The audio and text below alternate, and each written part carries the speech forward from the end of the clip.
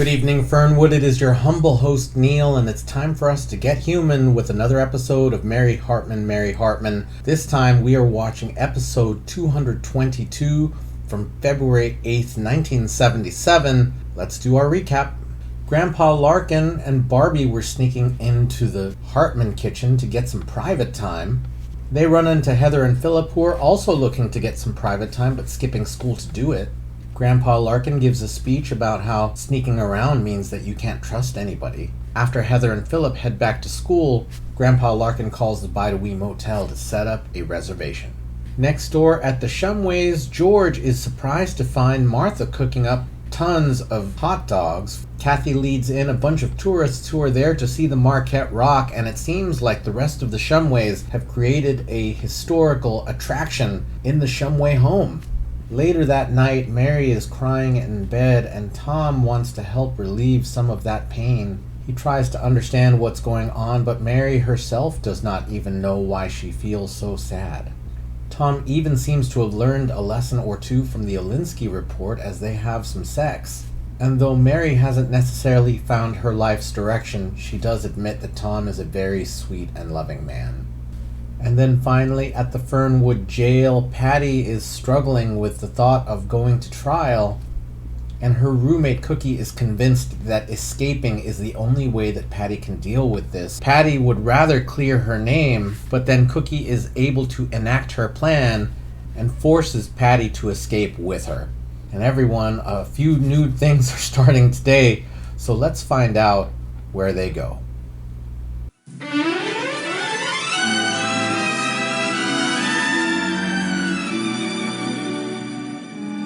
Mary Hartman! Mary Hartman!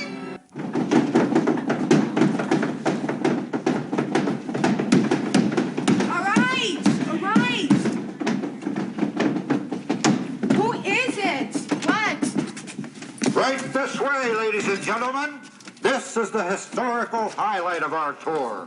This is the historical site of the historical Marquette Rock. On this very spot, a glorious chapter of American history was written. This is the historical, glorious, inspirational spot that makes us all proud to be Americans. I have to go to the toilet. Where's the John? That way. Right through there. Don't sit on the seat. Look, we're not really open for business yet, you see. Where's the food? You said there'd be food. Where's the lunchroom? Yeah, lunch. I haven't even had breakfast yet. How about some coffee? And some donuts. Where's a pony? I want to ride a pony. Where's the mission? You said there'd be a mission. Now I want to see the cave. There isn't any cave or mission. It's just a rock. No cave. Wait a minute. We've you been gypped. Wait a minute. No breakfast, no donuts. I want my money back. Are you sure this is a historical site? I mean, like, where is the folk singer? You How know? about the coffee? Ma, I think you better feed them before they barbecue us. I'll make some coffee. And donuts. Donuts. Oh, Grandpa, go out and get some donuts. What kind? Any kind. It doesn't matter. Just hurry up. It's a matter of life and death. Does Mr. Lee have to do this when tourists visit the White House? Come on, Clara, take my picture with Okay. her. Well, I mean, let's get something out of this. Huh? Okay. Smile. Yeah. Oh. What the holy hell is going on here? Oh, look, it's a crazy man. Are you on the tour, mister? Huh? Wait a minute. Let's see your ticket, get Buster. away from See him on the bus. No, I didn't either. Listen. I want you all out of here, and I want my breakfast. What the hell do you think we want? Sadist. Hi, everybody.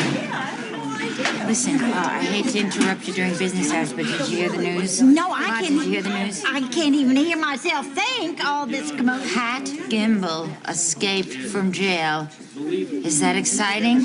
Did you tourists all hear that? What?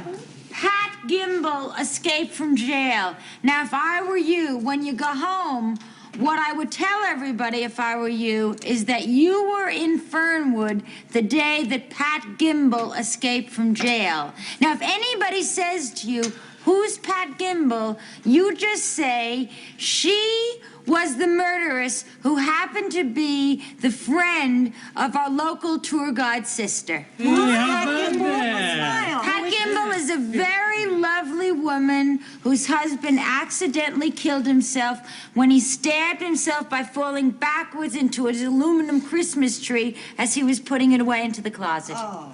Big deal. I mean, I'm from the East Bronx, you know, and everybody gets stabbed with the Christmas trees falling out. I mean, it's part of the holiday spirit, you know? Martha, I would like to have my breakfast. Just as soon as I finish feeding the tourists, George. Are you married to me or to these maniacs? Wait a minute, who are you calling a maniac, Buster? How would you like a fat lip for breakfast? How would you like 5 lady fingers? Oh, I really don't think there should be any fighting here. You know, it is a patriotic, historical site.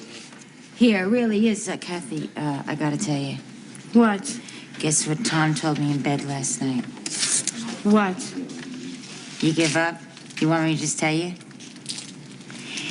Last night, Tom told me that he wants to be with me 24 hours a day.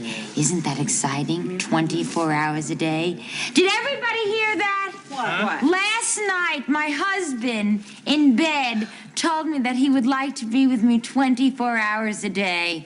I mean, isn't that romantic? Yeah. I mean, and we're not newlyweds or anything like that. I mean, we've been married in like 15 years. I mean, you know, it's already an old thing and everything. So it's really an exciting thing. I was excited. There's only one if about it. There's one big if. It happens to be a very, very important if.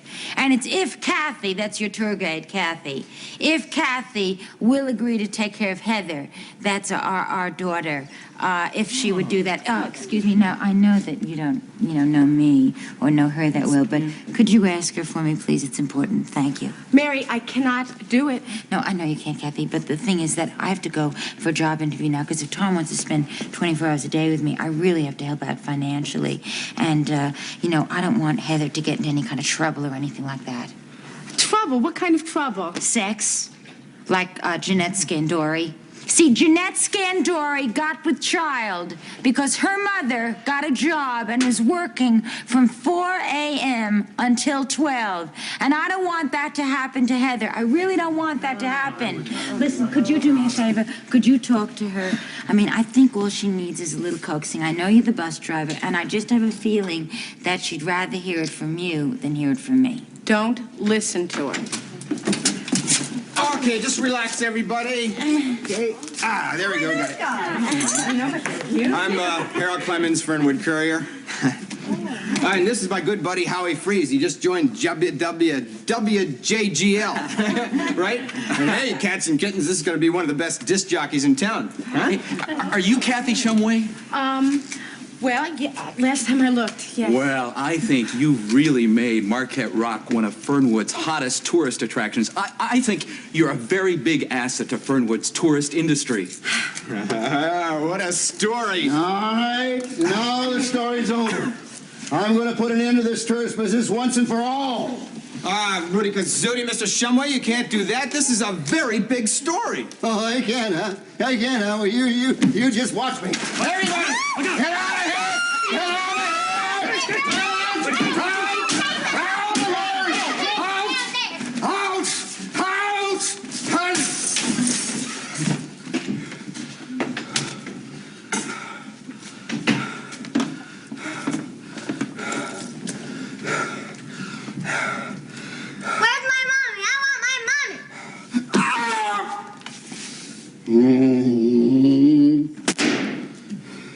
Sweetheart, he's not that way all the time. Only when he's around rocks.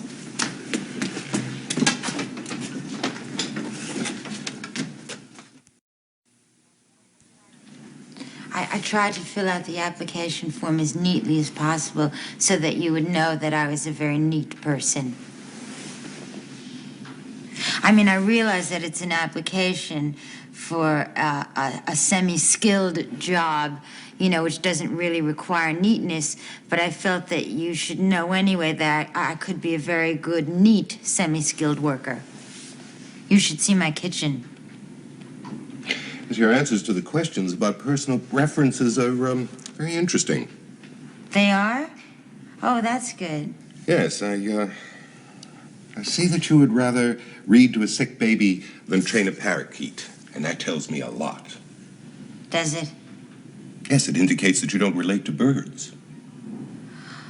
Oh, What, would I have to relate a lot to birds on this semi-skilled laborer's job? No, of course not. That's good, because I haven't had much experience in that area, with birds. Heather, my daughter Heather Hartman, she had a bird once. She had a bird, but it was a stuffed bird, so I really didn't have to relate to it too much. I did dust it, though. I dusted it, and very neatly I dusted it. In fact, it was given to her by her mommy. That's me, Mommy Hartman. Mrs. Hartman, if you have a problem relating to birds, I have to wonder how you relate to people. Oh, people? With people, I'm fine. As long as they don't peck at me or just suddenly fly around the room, I'm fine. I find that most of my major relationships are with people. Tell me, why are you so interested in having a man's job? I like men. I've always liked men. And I find that sometimes I feel like a man. I mean, like, when I read in Ms. Magazine, I think it was like something like the 1969 July issue, what's the difference between a man's job and a woman's job? Well, obviously there are differences between men and women. Oh, yeah, well, of course, but, I meant, other than the silly ways. Yes, well, let's not make more out of this than we have to. No, but there is no difference between the way a man works or a woman works, is there? You don't mean the thumb, do you? Thumb? Well, that human beings, have thumbs with no webbing or anything, so it makes it possible for human beings to do things different with their hands and stuff that, animals can't do. See, what I'm curious about is there a difference, do you think, between the male and the female thumb? Like, do you have a webbing? No. No, there's no webbing. I mean, besides, we're not talking about thumbs. What I really want to say is, well, in this job, you'll have to get covered with oil and grease and all sorts of things. And I was really wondering, would a woman really like that?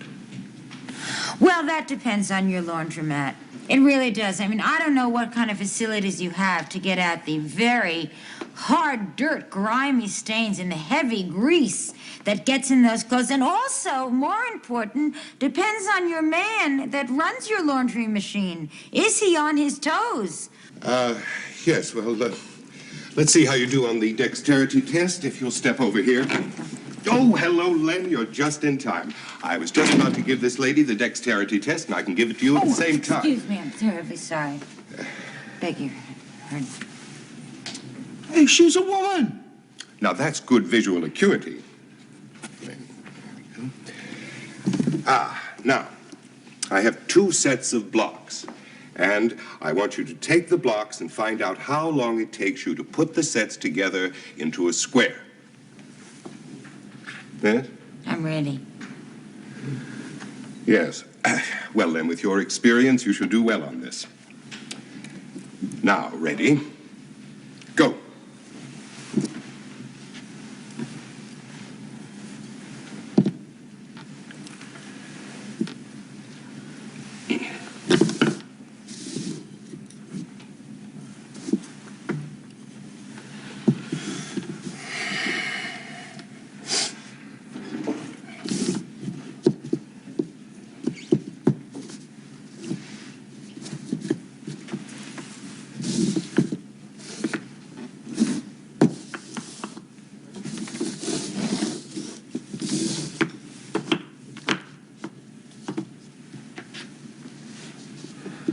Is there anything else I have to do? What happened, Lem? Hey, you didn't tell me I was going to have to compete with some dame. I got rattled. You give me a bum deal. Yes, all right. Hey, what the hell's going on here? Hold anyway? down, Lem. Hey, are you trying to make me look bad? If you want to get out of the kitchen, lady, why don't you go to the living room?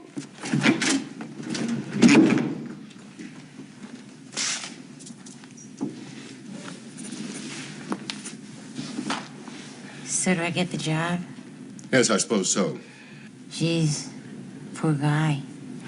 Yes, well, I can see you're going to be a very disruptive influence. So you watch your step, because I'm going to be watching you. Good. But if you're going to watch me, you're also going to have to give me a lot of encouragement because I'm really going to need it. I mean, other than that, I think that you'll see that aside from being a very understanding person, I'm a person that requires very little attention, very little. I fit in very easily. I can become one of the guys just like that. In fact, certain days, you'll be just looking high and low for me, and you won't be able to find me anywhere. I promise you won't be sorry for the choice you just made. Yes, well, we hope so.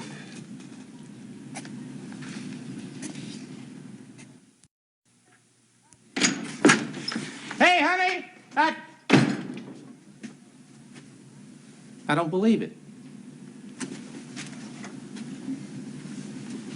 Charlie? Hi, honey. How are you? Welcome home. What happened? Oh, I just cleaned up a little bitty touch. Look here, I got us some new curtains for the bedroom and everything. Aren't those pretty? A little bitty touch? I never seen this place looking like this. It looked like nobody lived here. What happened to all the mess and the activity that we lived in all these years? It's in the closet. Don't you think it looks nice? Doesn't it look pretty? Yeah, honey, sure. It looks fine. It just, I ain't used to it. What? It took me cleaning by surprise. That's what it done. You better get used to it, because that's the way it's going to be from here on out now. What come over you? And Charlie, I just, I realized how much I love you now from all our fierce, horrible separations, and I realized how much I love my home, and I thought, well, I better start being a super-duper housewife for you. You a housewife? Well, why not? I mean, I got a house, and I'm a wife, and... Yeah, I never thought of you as what you'd call a housewife before, that's all. Well, Charlie, don't you want me to be a housewife? Oh, sure, honey. Honey, as long as you're with me, you could be a three-legged mule for all I care. Oh, Charlie. You know what? I mean, from here on out, I'm just going to have a proper, loving, living home for you, and everything's just going to be rootin' tootin' different. You're going to see. Honey, I never minded the way it was. I mean, I could live with you in a dark, damp storm cellar. That's good. That's very good, Charlie. Let's see. Don't mind living in a dark, damp storm cellar. Long as I'm living with my darling, dearly Charlie feller. Long as I'm living with my Charlie baby boy. Ooh, ooh, ooh, ooh. Guess what we're having for dinner? What? Well, I went over to Mary's and I got me a cookbook because I says to myself, I says, Loretta, Charlie has had a steady dinner diet of that chicken fried steak long enough. So I'm making something different and it's a surprise, and guess what it is? What? Chicken fried chicken. Honey, I've seen a lot of different sides of you in all the time we've been together, but this is a side I've never seen before. Well, Charlie, I guess I just got lots of sides. You know, I'm multifaceted and everything. Honey, you can't neglect the singing career side now. I mean, you're gonna be a superstar, honey. You can't go back on that. No, I'm not going to give it up, Charlie. Are you crazy? I mean, hon, when the Lord blesses you with a genius talent gift like that, such as I have, you can't just ignore it. See, all I'm going to do, look here, I'll show you. That part of me, the genius super side part, just going to set it over there a while for a side. Yeah? And then this housewifely part that you seen today, I'm just going to expose that over here for a while. That's all. How long are you going to expose it? Oh, just till I get my head straightened out, with all this Lulu and Twilight Zone stuff. It just kind of got a little bit messed up. But just soon as I get my head back on its feet, then... Yeah, I understand. Okay, sweetheart. Okay. Good. I'm so glad, honey. You know what? Now, I just want you to get all comfy and everything on this couch, which, as you notice, is much easier to do now that we don't have the magazines and everything on here. And while you're doing that, I am going to go chicken fry that chicken up for you, hon.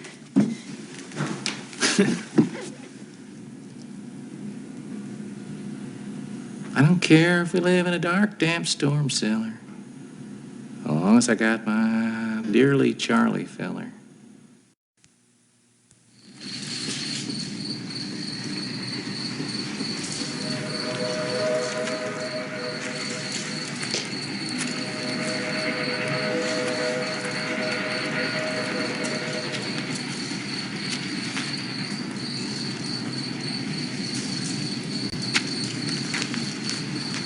Cookie?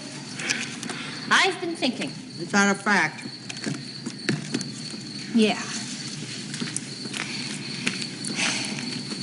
I want to give myself up, and I gotta go back, and I gotta clear my name. No way. You go back, you get zapped. I mean, when you broke out of stir, you kind of signed a paper saying you were guilty. I didn't break out, you broke out, and you made me go with you. Uh-huh. Is that a fact? Yeah. You are really stroked out. You got it all backward. I mean, you took a carrot, stuck it in my back, made me think it was a gun, made me bust out with you. Now, Cookie, you know that you were the one who made me break out with you. Honey, who is going to believe that? I mean, you're the mad dog Christmas tree murderess around here, not me. I didn't kill Garth. It was an accident. Yeah, sure, but the cops have got you tabbed as a killer. What was I supposed to do when you dragged me out of jail? Would you really tell them that? The police? You would tell them that if I gave myself up? Yeah, I would, so believe it. You just stay put and hang loose.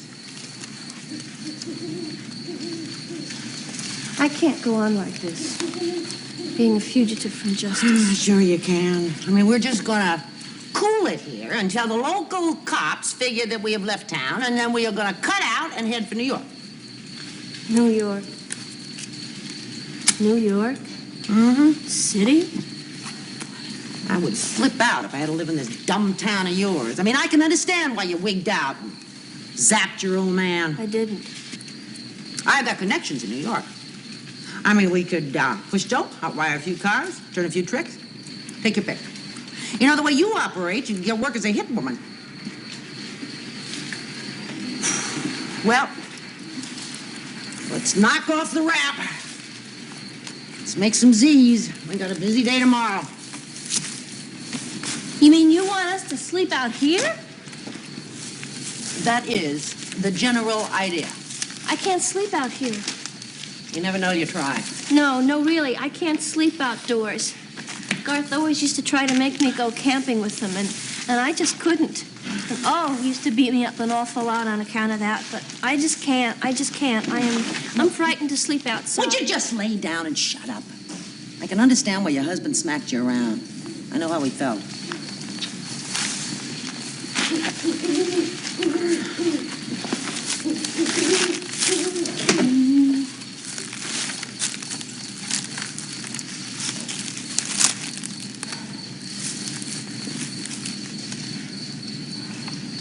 Cookie? What did you mean when you said we were going to have a busy day tomorrow? We gotta eat, don't we? Oh, yeah. We gotta get some bread, don't we? Bread and butter. Money. Oh. So tomorrow we're gonna knock over a supermarket.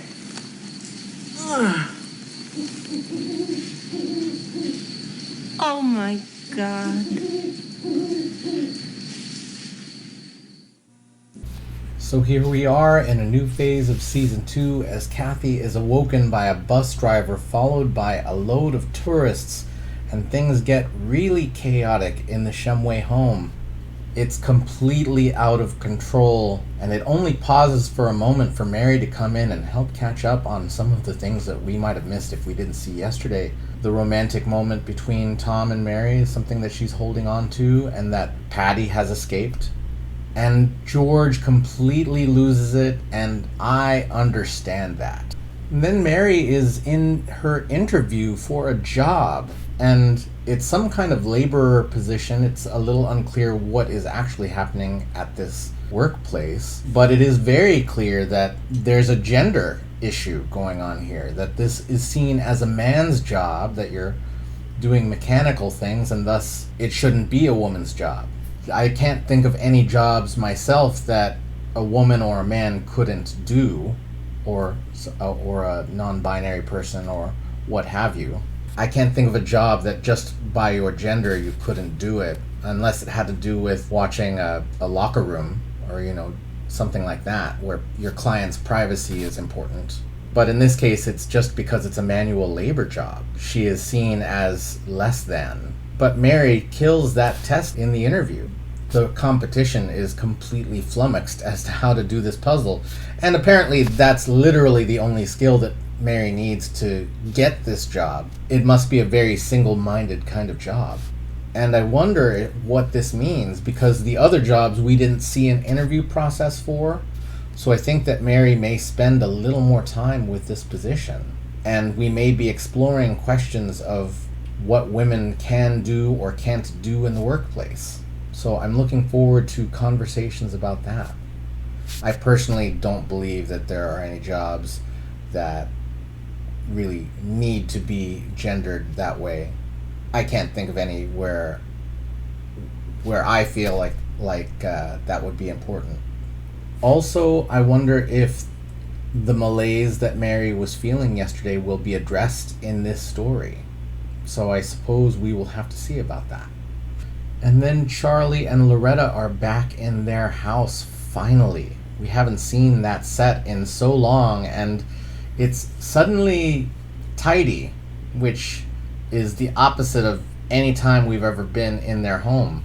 Loretta is taking time to get her head settled after the Lulu debacle, and I get that. And she wants to be a housewife and cook and clean, and if that's what she needs to get her head straight, then good.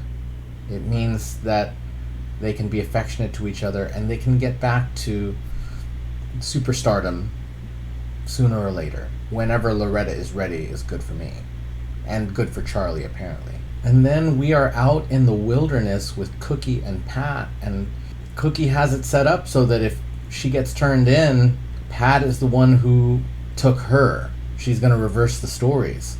We know that Pat just wants to go back and be honorable about this, and Cookie is just going to force her to take the road all the way to New York City. Pat has issues with her freedom right now, and I don't mean she is emotionally questioning her freedom, but that the fact that she is free is something that legally she shouldn't be, and she's not comfortable with that, and that's something that will need to be resolved. And taking a tangent from that, on the day that I shot this, I spoke to a couple of police officers about domestic abuse, and it turned into a different conversation than I was expecting, because one of the officers, I didn't realize when I asked, was a survivor of domestic abuse herself, and had that experience of police that she knew coming into her home after she had been beaten, and her husband was a police officer, her now ex-husband. And I didn't want to press too hard because I could see emotions happening there that didn't need to be triggered, but she was very open to me about her story and what happened when she did not call the police herself. She called a neighbor and let the neighbors call the police. And being a police officer, well, that would be awkward. And a few different questions came up. You know, the question, or not the question, it wasn't a question from me, but there's this thought that the one officer there, she just remembered the one officer there who saw her as a human being that day. And talking about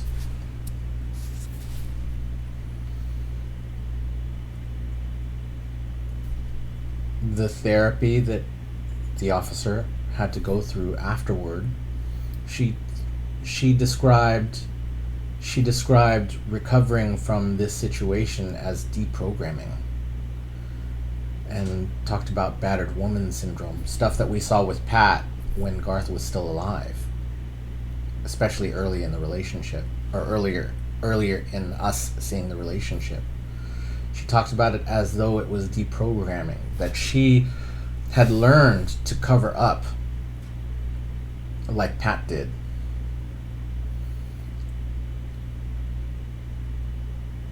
And she remembered being seen like a human being for once. And many officers, when they go out to a domestic call, they just treat it like a call. This officer also said that there is more training in her department now that didn't exist when her event happened. And she seemed happy about that, and I didn't push on it to find out more for reasons of being sensitive to the feelings I was seeing in front of me. But it does seem like there's a push to ask officers to be more empathetic to the person in front of them. And part of that I know because I teach crisis intervention. So I know that we are asking officers to be more empathetic. And that's a challenge because, well, it's a big pot to stir, so I maybe don't want to stir it. But there are initiatives in place to encourage and train those skills of empathy. And we haven't talked about this in the comments for a month, I suppose, but that's what I talked about today, or that's what I sat listening to today. That's what I wanted to give time to today.